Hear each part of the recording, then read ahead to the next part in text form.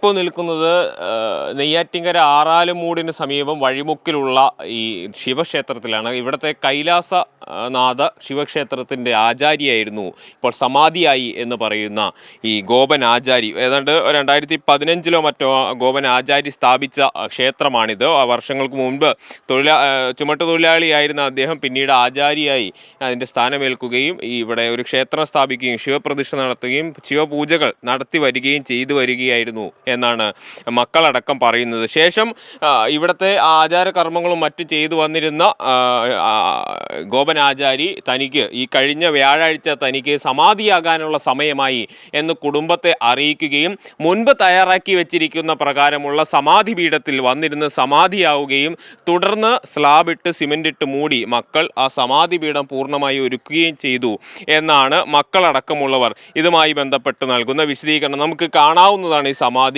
ഇവിടെയുള്ള ഈ മരച്ചുവട്ടിൽ നേരത്തെ തയ്യാറാക്കി വെച്ചിരിക്കുന്ന ഈ സമാധി പീഠത്തിൽ വന്നിരുന്ന ശേഷം ഇരുന്ന് സമാധിയായി മറ്റു പൂജാകർമ്മങ്ങൾ ചെയ്തു തീർത്തു എന്നുള്ളതാണ് ഇതുമായി ബന്ധപ്പെട്ട് മക്കൾ നൽകുന്ന വിശദീകരണം.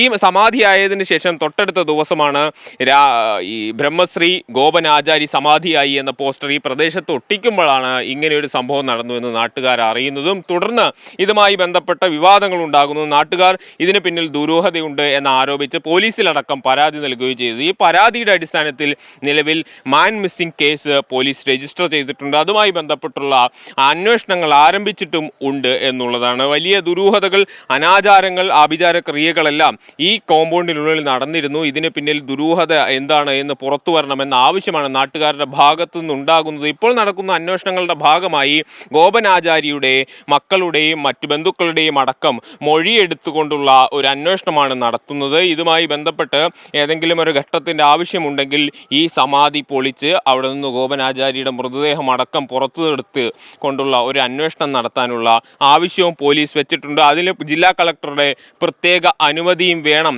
എന്നുള്ള ഒരു സാഹചര്യവും നിലനിൽക്കുന്നുണ്ട്. ഇപ്പോൾ ഞായറാഴ്ച ആയതുകൊണ്ട് അത്തരത്തിലുള്ള ഏതെങ്കിലും നടപടിയിലേക്ക് ഇന്ന് പോകാൻ സാധ്യതയില്ല. നാളെ ആയിരിക്കും അത്തരത്തിലുള്ള നടപടികളിലേക്ക് പോകുന്നത് എന്നുള്ളതാണ്. ബന്ധുക്കൾ അല്ലെങ്കിൽ മക്കൾ പറയുന്നതനുസരിച്ചാണെങ്കിൽ നേരത്തെ തന്നെ സമാധിയാകാനുള്ള സമയം ഗോപൻ ആചാരി മുൻകൂട്ടി നിശ്ചയിച്ചിരുന്നു.